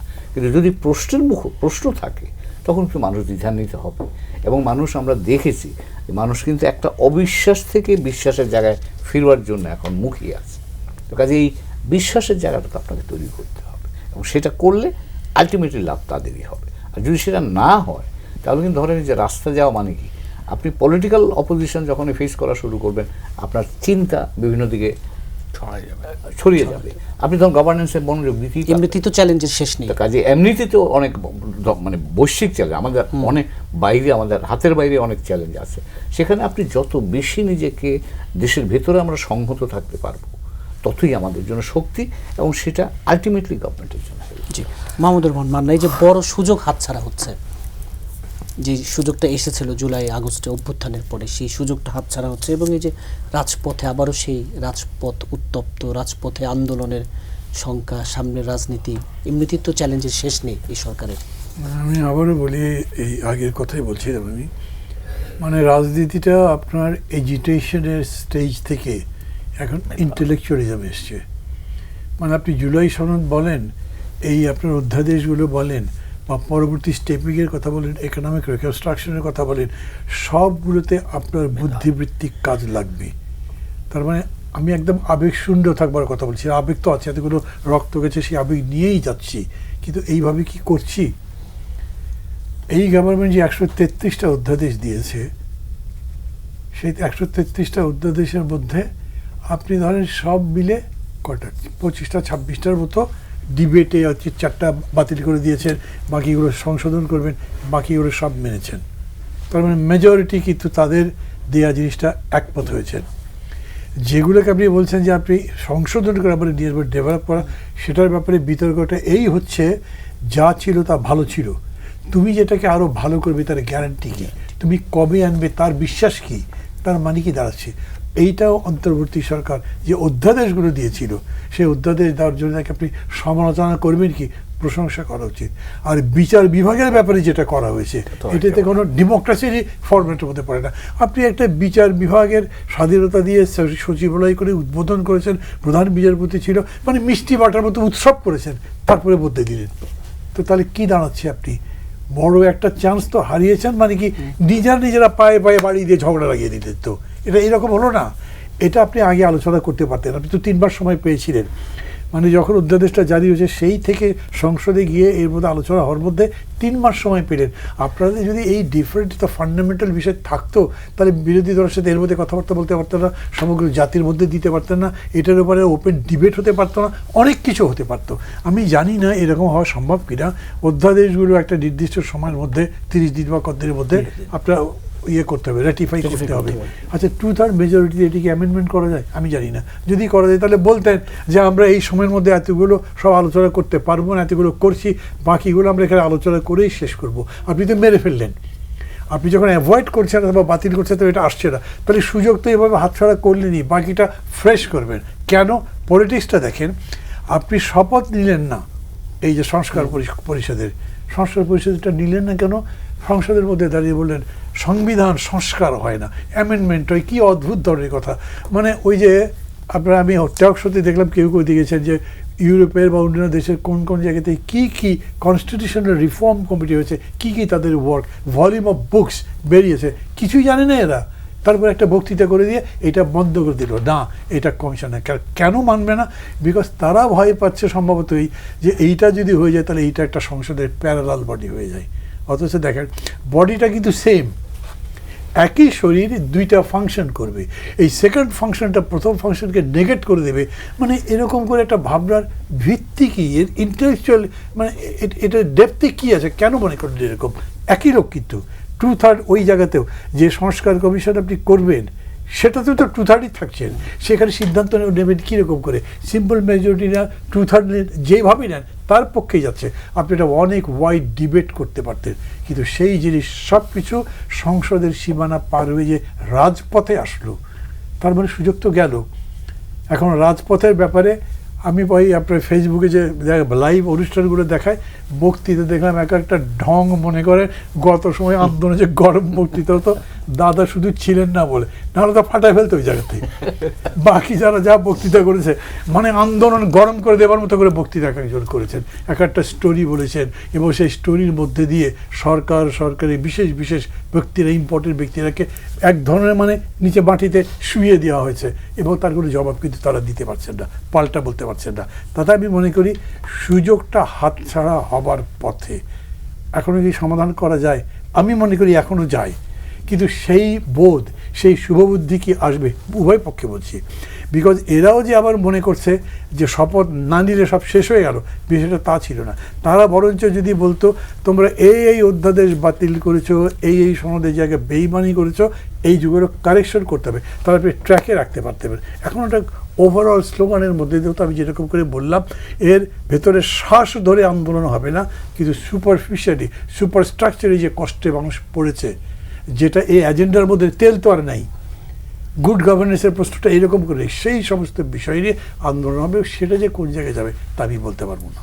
জি, অ্যাডভোকেট সুব্রত চৌধুরী, এই যে সুযোগ হাতছাড়া হচ্ছে, শুভবুদ্ধির উদয় কি হবে? না, সরকারের তো সব নেতিবাচক কথা বললে তো হবে না। এই তো অসাধারণ কাজগুলো করছে না, খাল কাটা শুরু হয়েছে, ফ্যামিলি কার্ড দিচ্ছে, স্বাস্থ্য কার্ড দিচ্ছে, কৃষক অ্যান্ড সো অন। ওইটা বলে না যে কালি শুকানোর আগেই প্রধানমন্ত্রী প্ল্যান অনুযায়ী কাজ শুরু করে দিয়েছে। নিশ্চয়ই এটা বেনিফিটেড হবে সমাজে। আপনি সাপোর্ট করে বলছেন নাকি রিসার্চ করে? হ্যাঁ, আমরা তো বুঝতেছি না। আমি বুঝি নাই, তো দর্শক কি না, বুঝছে? বিষয়টা হচ্ছে বাস্তব কাজগুলো তো তারা হাত দিয়েছে, হ্যাঁ। তো এখন ওই পার্লামেন্টকে অকার্য করার জন্য বিরোধী দল যে প্রচেষ্টাগুলো গ্রহণ করছে সেটা পার্লামেন্টে সলভ হওয়া উচিত। মান্না ভাই বলেছেন যে আমরা এই ইস্যুগুলোকে রাজপথে দেওয়ার সুযোগ দিচ্ছে কেন, আমরা এখানে ডিবেটের মধ্যে রাখি না কেন? তুমি বিলটা উত্থাপন করো, আলোচনা দাও, তারপরে ওইটা কি স্থায়ী কমিটিতে পাঠাও, বিতর্ক হোক। হ্যাঁ, স্থায়ী কমিটি বসে আরো, তাহলে তো এইসব আলোচনা আমরা করতাম না, আমরা বলতাম আন্ডার প্রসেস। আমরা আশায় থাকতাম যে ভালো কিছু হয়তো বেরিয়ে আসবে ডিবেটের মাধ্যমে। এককভাবে করতে গেলে তো অনেক ভুল প্রান্তে হবে। আর ওই যে একটা কথায় বলছে না যে অতি সরকার যেভাবে চলছে, এখন সরকারও তো সেই পথেই হাঁটছে, এটা তো ডেঞ্জারাস। আমরা তো সেই পথে হাঁটার জন্য তো জুলাই বিপ্লব অংশগ্রহণ করি নাই, এত ছেলেরা রক্ত দেয় নাই। তাহলে সেখান থেকে বেরোতে গেলে এই যে মাইন্ডসেট জনগণের মধ্যে নেগেটিভলি চলে আসতেছে, অথচ এত নেগেটিভ হওয়ার কথা ছিল না, বা আপনাদের যে অ্যাক্টিভিটিস এই কয় মাসে করেছে এত নেগেটিভ হওয়ার কথা ছিল না। বিরোধী দল মাঠে থাকতেছে, আপনাদেরকে তুলাধুনা করতেছে, আর আপনারাও এমন সব কর্মকাণ্ড করতেছেন জনগণের সাথে আপনাদের সম্পৃক্ততা কেমন যেন কমে যাচ্ছে। তারপরে এই যে আপনি হঠাৎ করে কতগুলো ভিসি নিয়োগ দিয়েছেন দলীয়ভাবে, এটা তো আমরা আশা করিনি। প্রশাসক নিয়োগ দিচ্ছেন একের পর এক, এটা তো এই গণ অভ্যুত্থানের পরে এটা তো হইতে পারে না। আপনি দ্রুততম সময়ে নির্বাচনগুলো দেন, এখন আবার নির্বাচনকে এত ভয় পাওয়ার কি? আপনি জানেন আইনজীবীদের নির্বাচনে কি হচ্ছে, অন্য কোনো প্যানেল দিচ্ছে না। একটা বার কাউন্সিল সারা বাংলাদেশের লয়াররা কত আনন্দ উৎসবের সাথে ইলেকশন করে, সেটা আপনি জ্বালানি সংকটের কারণে বন্ধ করে দিয়েছেন। এগুলো আবার মানে হাস্যরসের উদ্যোগ করেছে আর কি। তারপরে অন্য কোনো কাউকে নির্বাচনে অংশগ্রহণ করার সুযোগ দিচ্ছে না, এককভাবে নির্বাচন। এগুলো তো দিন শেষে তো ক্ষতি হবে আপনাদের। আওয়ামী লীগ যেটা করেছে, বিভিন্ন পেশাজীবী সংগঠনগুলো দখল করতে গিয়ে নির্বাচন তো শুধু জাতীয়ভাবে না, সমস্ত নির্বাচন ধ্বংস করেছে তারা। তা আপনারাও কি একই পথে হাঁটছেন কেন? আপনি তো আরো উদার গণতান্ত্রিক পদ্ধতিতে এগিয়ে যাবেন। জনগণের অংশগ্রহণ, হ্যাঁ, হারলেন দু চারটা বারে, এগুলো কি হাসিনা তো এটা বুঝে নাই। হাসিনা মনে করতো কোথাও হারলে মনে হয় যে তার পাওয়ার চলে গেছে, ক্ষমতাচ্যুত হয়ে গেছে, একটা ভয়ভীতির মধ্যে ছিল। তা এখন এই শুরু থেকেই যদি এই সরকার ভয়ভীতির মধ্যে থাকে যে কোনো জায়গায় কোনো নির্বাচনের মধ্য দিয়ে আমরা এগোবো না, এবং সমাজের সবচেয়ে পরীক্ষিত ভালো মানুষ, সৎ, নিষ্ঠাবান, হ্যাঁ, অত্যন্ত জ্ঞানী গুণী মানুষ, তাদেরকে বিভিন্ন জায়গায় পদ প্রদায়ন করবো, সেটা না করে এখন ওই অতীতের মতো এই কর্মকাণ্ডগুলো শুরু হয়েছে। তারপরে আমরা দেখতাম সেই সময় কাউকে কিছু দিতে না পারলে তাদেরকে করে দিত এজি, ডিএজি, পিপি, এপিপি। এই সরকার কি করবে? গত সরকার তো জামাতিকরণ করে গেছে পুরা জায়গায়। তো সেখান থেকে দ্রুত বের হওয়া দরকার আছে আমাদের। তো সেই ব্যাপারে দেন, সব জায়গায় তো আপনাকে সিদ্ধান্ত নিতে হবে এবং সেগুলোকে আপনাকে পুনর্গঠন করতে হবে, যেটা আমরা আকাঙ্ক্ষিত আমাদের। তো সরকার কেন জানি না ওই জায়গাগুলোতে সরকার কেমন যেন একটু মনে হচ্ছে যেন পথ হারাচ্ছে। একসময় বলতাম না ইউনূস সাহেব পথ হারাইছে, এখন এই কথাটা এখন বলবো না, আর একটু সময় লাগবে। জি, নূর খান, এই যে সরকার কি পথ হারাচ্ছে কিনা? দেখেন, যে কার্যক্রম দেখছি 2 মাসের মধ্যে, যে জিনিসগুলো দেখছি, তাতে আসলে খুব যে আশা করা যায় সেইটা করা যাচ্ছে না। যখন একটা সুযোগ এসেছিল দেশটাকে গুছিয়ে ফেলানো, দেশটাকে এগিয়ে নেওয়া, এবং যেই জায়গাগুলিতে আমাদের ভিতরে বিভেদ ছিল সেখানে রিকনসিলিয়েশন করা, যেমন অনেকগুলি ব্যাপার আছে সামনে যেগুলিতে দরকার হলে ট্রুথ কমিশন গঠন করে ওই জায়গাগুলিতে কাজ শুরু করা, ক্ষমতাকে বিকেন্দ্রীকরণ করা, জবাবদিহিতা নিশ্চিত করা, স্বচ্ছতা, এই কথাগুলি কিন্তু এই রাজনীতিবিদরাই, এনারাই কিন্তু বিগত দিনে বলেছেন। আমি কিন্তু ভাই বলি নাই, ওনাদের কাছ থেকে শুনছি যে জবাবদিহিতা নিশ্চিত করলে এইটা হবে, স্বচ্ছতা থাকলে এইটা হবে, তারপর নিজেদের ভিতর বিভেদ ভুলে গেলে দেশটা এগিয়ে যাবে। কই, এখন তো দেখছি সেই বিভেদ আরো বাড়ানোর চেষ্টা হচ্ছে। পার্লামেন্টের ভিতরের জিনিস পার্লামেন্টের বাইরে নিয়ে আসার সুযোগ তৈরি করে দেওয়া হচ্ছে। জাতীয় ঐক্যের কোনো চেষ্টা এখনো দেখি না। এই 2 মাসটা কিন্তু আমি চিন্তা করছি 2 বছরের সমতুল্য, কারণ বিশ্ব পরিস্থিতি অর্থনীতি, এটা কিন্তু 2 মাস না, এটা 2 বছরের হিসাবটা টানতে হবে। এখন দরকার ছিল জাতীয় ঐক্য এবং এইটা আগে নির্বাচনের আগে তো অনেক কথাই শুনছি যে নির্বাচিত হলে জাতীয় সরকার করব, ঐক্যমত হবে ইত্যাদি ইত্যাদি, কিন্তু এখন তো ওই দিকেই যাচ্ছি না, কেউ ওইটা তুলতেই চাচ্ছি না, বরং এমন কিছু কাজ হাতে নিচ্ছি বা করছি যেটাতে ঐক্য বিনষ্ট হয়, জাতির ভিতর বিভেদ তৈরি হয়, সন্দেহ তৈরি হয়। দিন শেষে কিন্তু দেখেন এইবারের অধিবেশনে যা হয়েছে, এইটা কিন্তু মানে এক কথায় যদি বলি একজন নাগরিক হিসাবে, এটা কিন্তু বিএনপিকে প্রশ্নের মধ্যে ফেলে দিল। এই প্রশ্নের থেকে বিএনপির বেরিয়ে যাওয়াটা কিন্তু খুব কঠিন হবে। এই গেল পার্লামেন্টের যে বিষয়গুলি নিয়ে আলোচনা করছে, ওনার জনগণের পালস বুঝছেন কিনা জানি না। এখন মানে বিগত সরকারের আমলে কথা বললে তো ওই বলতো মহাপণ্ডিত বা ওই রাত জাগে কি করে, ঘুম নাই, ওদের পরিবার নাই, অনেক কথা শুনছি না। ভবিষ্যতে বলবে এরা কি বুঝে, এরা এইগুলি ভেবে না এদের কথা শুনলে তো আমার ক্ষমতা চলে যায়। তো এইটা শুনবো, কিন্তু তারপরও সৎ পরামর্শটা দিয়ে দিতে চাই যে আসলে ওই জায়গাগুলিতে মনোনিবেশ করেন এবং এখনো রাজনীতি যারা বুঝেন তাদের ভিতরেই রাখেন। অবুঝ মানুষ নিয়ে রাজনীতিতে বেশি দূর আগানো যায় না। দক্ষ মানুষ খুবই জরুরি দরকার রাষ্ট্র পরিচালনায়, এবং সেই জায়গায় দক্ষ মানুষদের একটা সমাবেশ করেন, মানে এক জায়গা করেন, টিম ওয়ার্ক দ্বারা করান। তা না হলে কিন্তু দেখেন দাদা বলতেছে 2 মাস এখনো কথা বলার সময় আসেনি। ভাই প্রথম দিন থেকে যদি কথা না বলতে পারেন তখন তো তাদেরকে সতর্ক করতে পারবেন না। তো 3 মাস পরে তো বলবে কই আপনারা তো কিছু বলেন নাই। আমি আমার জায়গা থেকে যেটা বুঝতেছি সেটা হচ্ছে, দেখেন এই যে প্রশ্নগুলি মানে যেভাবে পার্লামেন্টে বলা হলো যে গুমের যে আইন, সেখানে 10 বছর এটা ভিকটিমদেরকে ইয়ে করতে পারে। আরে ভাই ওখানে তো মানে গুরুত্ব অনুসারে 10 বছর থেকে ফাঁসি পর্যন্ত ছিল। তারপরে তদন্ত করার জন্য ক্ষমতাবান করা হয়েছিল মানবাধিকার কমিশনকে। আপনারা ওগুলির এমন সমস্ত মানে উদ্ভট, যেটা আমরা বুঝিনি, হয়তো ওইটাই সঠিক হতে পারে আমি জানি না, আমরা আইনজীবী না, আমরা সাধারণ মানুষ, আমরা কিন্তু ওই জায়গাটা ওইভাবে বুঝি নাই। এবং অনেক বড় বড় আইনজ্ঞদের সাথে পরামর্শ করেছি, কথা বলেছি, তাদের কথাবার্তা শুনে তাদের পরামর্শ নিয়ে যেটা বুঝলাম সেটা হচ্ছে আসলেই পুরা ইউটার্ন নেওয়া হয়ে গেছে। বিশেষ করে মানবাধিকার কমিশনের যদি বিষয়টা চিন্তা করেন, তারপর গুম সংক্রান্ত, আপনি বলতেছেন আইসিটিতে পাঠাবেন। আরে ভাই আইসিটিতে পাঠানোর জন্য আন্তর্জাতিক মানে অপরাধ ট্রাইব্যুনালে পাঠাইতে হলে তো ওইটার ব্যাপকতা থাকতে হবে, পর্যায়ক্রমে থাকতে হবে, সাইমালটেনিয়াসলি চলতে হবে। সিঙ্গেল যে ঘটনাগুলি ঘটবে সেগুলি কোথায় নেবেন? মানবতা বিরোধী অপরাধে নেবেন কিভাবে? আর আইসিটির বাইরে তো আপনি কেবল সংজ্ঞায়িত করেছিলেন এই নতুন আইনে, এইটা যদি না থাকে তখন তো আপনি ওই গুমেরও সংজ্ঞা বাইর করতে পারবেন না। এই জিনিসগুলি আমার কাছে মনে হচ্ছে কোনো এক মহলের চাপে, ইঙ্গিতে বা নিজেদের সুবিধার জন্য আজকে এই পশ্চাদপসরণটা হচ্ছে, যেটা আমাদেরকে অনেক পিছিয়ে নিয়ে গেল।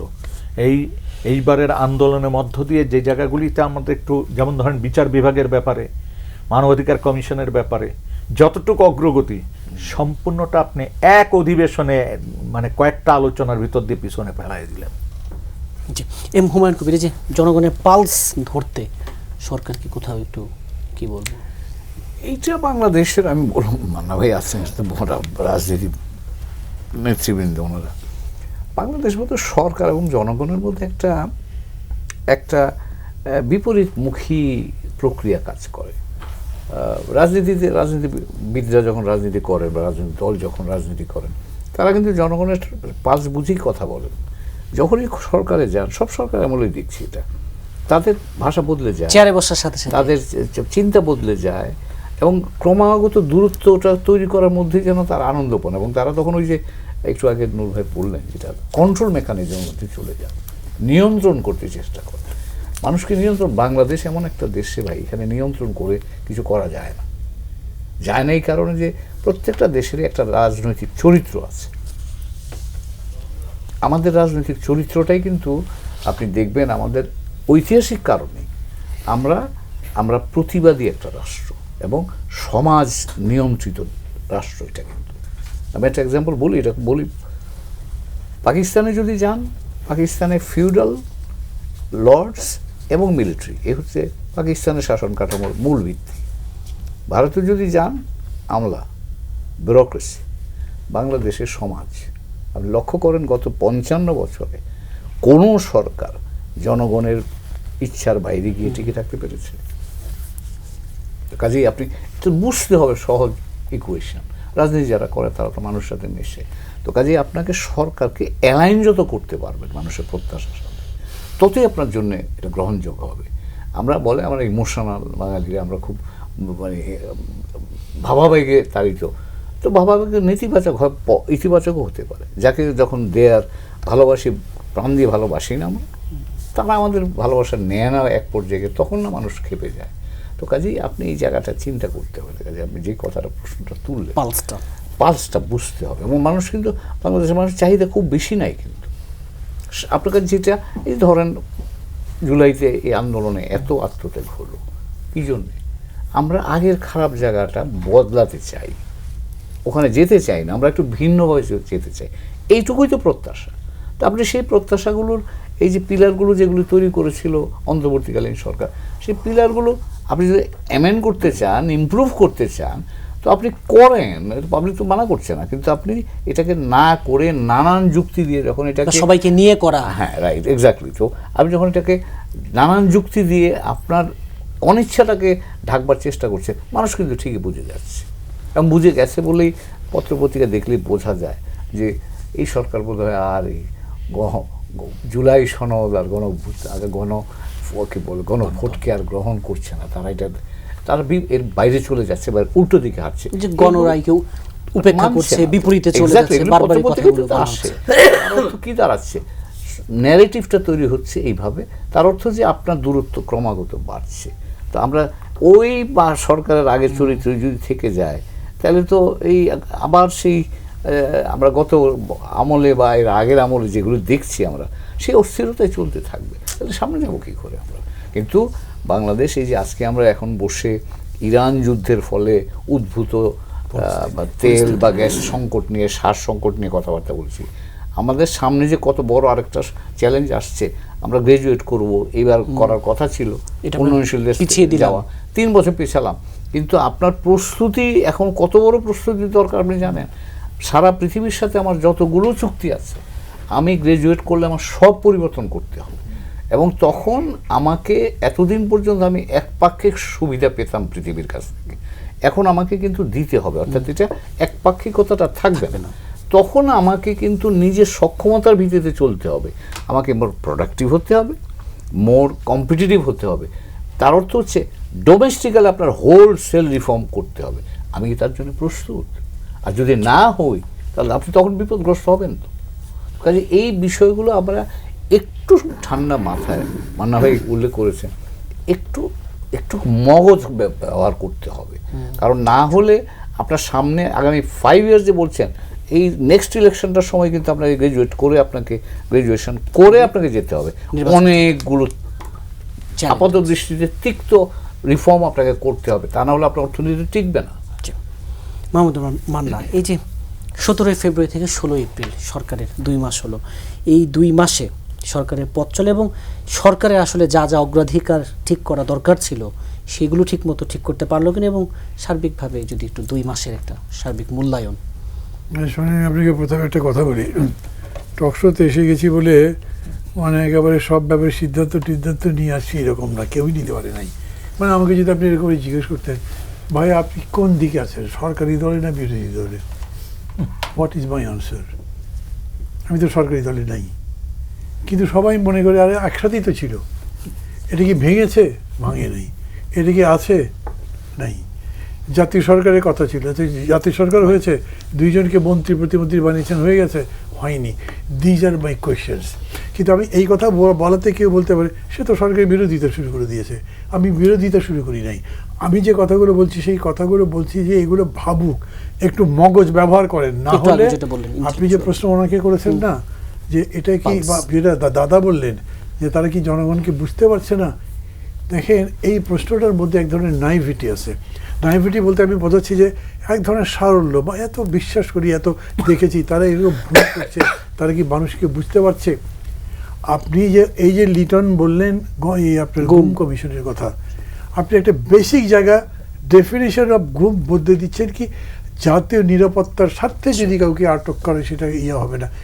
কোনো রকম আটক আপনি আনজাস্টিফাই করতে পারবেন না। ইফ দি গভর্নমেন্ট এজেন্সি সেজ যে এইটা একটা নিরাপত্তার প্রশ্ন তৈরি করেছে, এই রিপোর্টগুলো আমাদের কাছে আছে, এটা কেউ ডিসক্লোজ করতে পারছি না, কি করতে পারবেন? তার মানে আপনি ওটা মেরে ফেললেন। এবং এই অজুহাত দিয়ে কিন্তু আগে দীর্ঘদিন এই কাজ হয়েছে। তার মানে আপনি যে প্রপোজালটা ইন্টারিম গভর্নমেন্ট দিয়েছিল, যেটা আমরা বেসিক্যালি সংস্কার করতে চেয়েছিলাম, সেটা মারা গেল তো। ঠিক একইভাবে আমি বলি, ব্যাংকিং রেজলিউশন অর্ডিন্যান্সটা কী ছিল? এই যে এইভাবে ব্যাংকগুলো ড্যামেজ হয়ে গেছে, এতগুলো টাকা লুটপাট করেছে, বিদেশে কত কোটি টাকা সাইফন্ড রয়েছে, এটা এসে আপনার কি বলে সিপিডি যে একটা দিয়েছে 200 কত বিলিয়ন, জানো, আমি এক্স্যাক্টলি ফিগারটা বলি নাই। এগুলোর বিচার হতে হবে, শাস্তি হতে হবে। সেইটা কি আপনি জনগণের পালস বোঝার কি আছে? আপনার ব্যাংক বুঝতে হবে, আপনার ইকোনমি বুঝতে হবে। দিজ আর অ্যাবসলিউটলি ইকোনমিক, এটা তো কোনো মানে রাজনৈতিক বিষয় নয়, এটা জনস্বার্থ, জনগণের মন মানসিকতা কেমন, এগুলো বোঝার বিষয় নয়। সেটা যে আপনি এখন এটা করলেন, তাহলে এই যে 35,000 কোটি টাকা তাদেরকে দিলেন ব্যাংকে, ওরা এই টাকাগুলোর মালিক হয়ে গেল তো। আপনি দিলেন তো তাদেরকে, 5টা ব্যাংকের মালিককে দিয়ে দিলেন। এইখানে জনগণের পালস বোঝার কোনো বিষয় নেই। তো এই অর্থে আমি বলছি যে যেরকম করে মানে আমাকে জিজ্ঞেস করছেন এটা মূল্যায়ন করব, আমি নিজেও একটু বেকুবের মতো হয়ে গেছি, এটা কি হচ্ছেটা কি। এখন ধরেন আমার সুযোগ আছে, আপনারও সুযোগ আছে, আমি 3 জন মন্ত্রীকে জিজ্ঞেস করবো, ভাই ব্যাপারটা কি বলেন তো। আপনি টক শোতে আজকে বিএনপির কাউকে আনেননি কেন? যতগুলো টক শো আছে দেখেন বিএনপির লোকজন তো আসে না। আমি আবার এটা বেশি করে বলছি কেন জানেন? আমি 2 দিন পরে একটা টক শো হোস্ট করতে শুরু করবো, আমি গেট পাচ্ছি না, কেউ দিকেন কথা বলবে কি। এমনিতেই গভর্নমেন্টে গেলে তো কথা অনেক রেস্ট্রিকশন হয়ে যায় না, সব জিনিস তো ভালো করতে পারে গভর্নমেন্ট, কত বিপদ আপদ উল্টা পাল্টার মধ্যে দিয়ে চলে, ফলে অনেক জিনিস তখন আনসার করে যায় না। কিন্তু একটা বেসিক লাইন গভর্নমেন্টকে পারসিউ করতে হবে যাতে পাবলিক তাকে ভুল না বোঝে, সেটাও যদি আপনি ক্লিয়ার করতে না পারেন তখন কি দাঁড়াবে? আমি জিনিসটা এই দেখতে পাচ্ছি। আমি একটা কথাই বললাম, এই সরকার এই জুলাই সনদের সাথে বিশ্বাসঘাতকতা করেছে, এটা বেশিরভাগ মানুষ ভাবতে শুরু করেছে। It is a defeat, political defeat. এটা কেন হলো?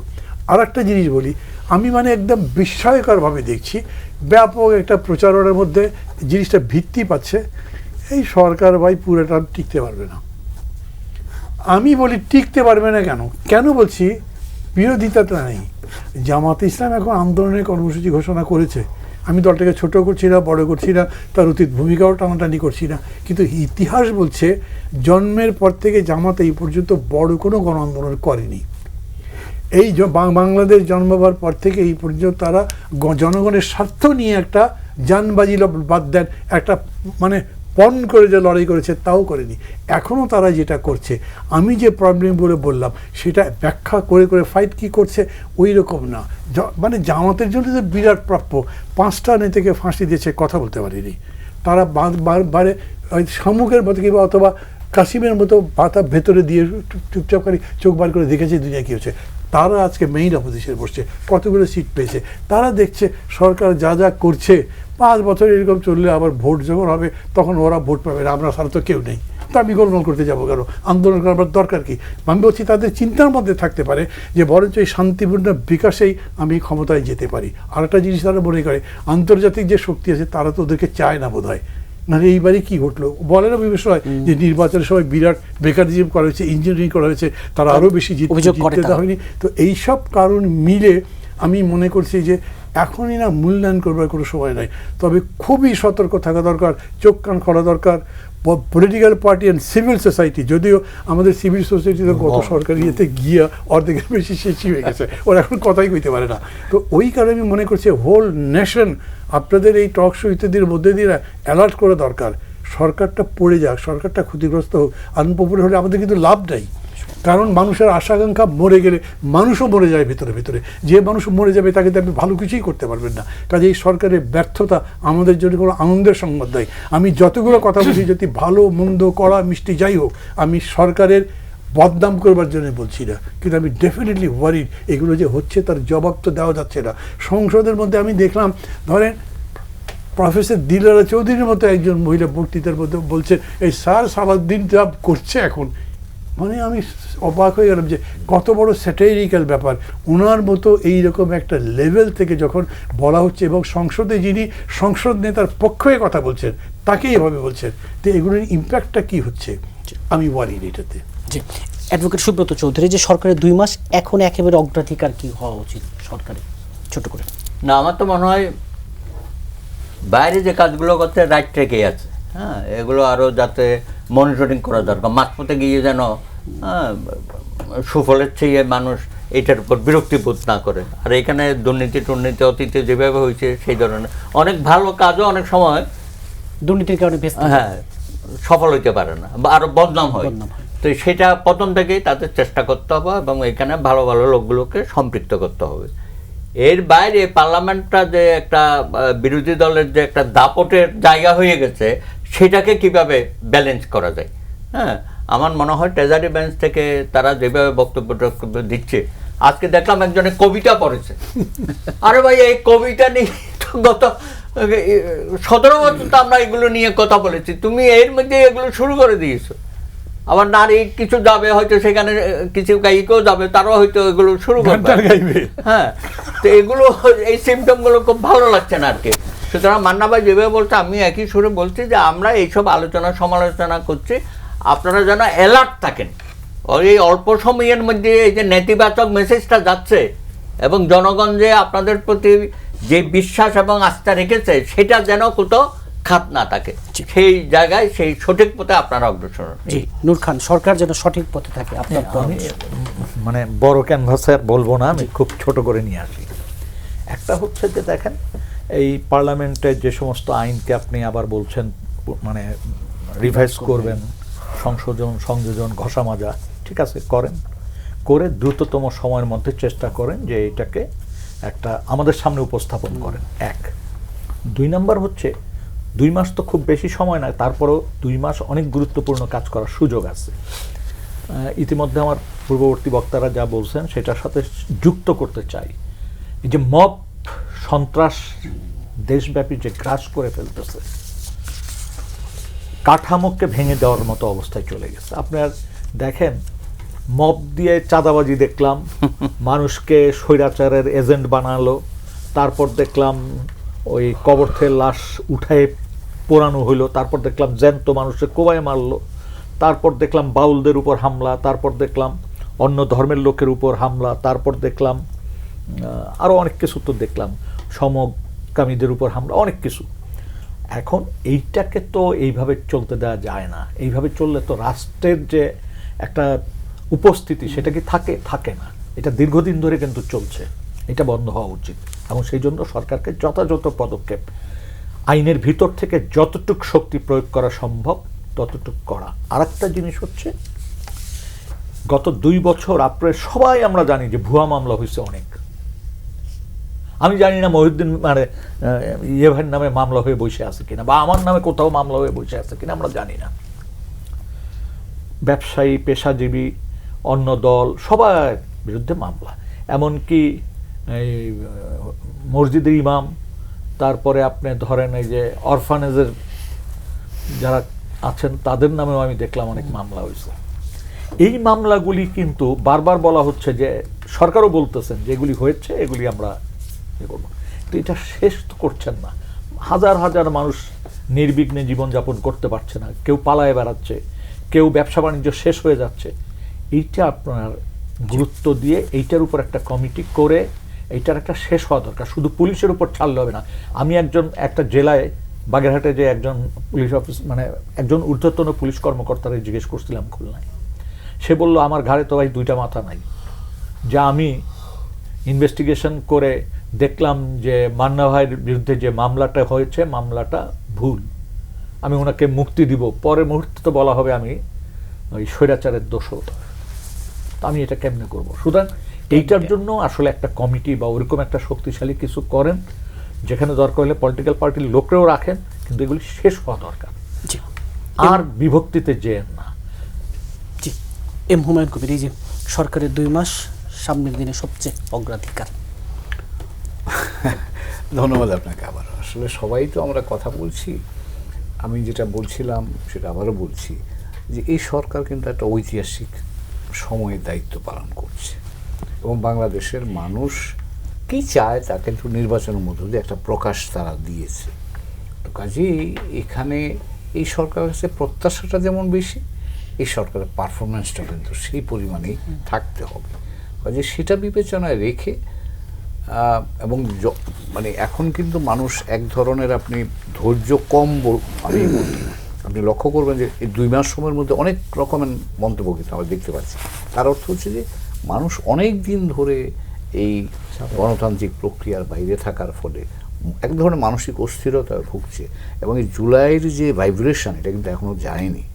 কাজে আমার একটা বিনীতভাবে সরকারের কাছে অনুরোধ থাকবে যে তারা সঠিক কাজটা করেন, সবাইকে নিয়ে করেন, তাইলে আপনি দেখবেন যে এই সমস্যা যেগুলো আছে এগুলো ওভারকাম করতে পারেন। আজকেই দেখলাম এইসব যেগুলো অর্ডিন্যান্সগুলো বাতিল হয়েছে বা যেগুলো আমরা আলাপ আলোচনা করছি, তারা বলছেন আমরা শিগগিরই অপোজিশনের সাথে মিলে বসে করব, এবং নূর ভাই যেটা বললেন দ্রুত করে ফেলেন এবং মেসেজটা কনভে করেন, সবাইকে নিয়ে বসা। আমরা এটা আমরা যা বলেছি তা আমরা করছি, আপনারা দেখেন, করে মানুষের কাছে আপনাদের বিশ্বাসযোগ্যতাটাকে পুনর্স্থাপন করেন, এবং তাহলে আমার ধারণা গভর্নমেন্ট একটা পজিটিভ জায়গা থেকে কাজ করতে পারবে।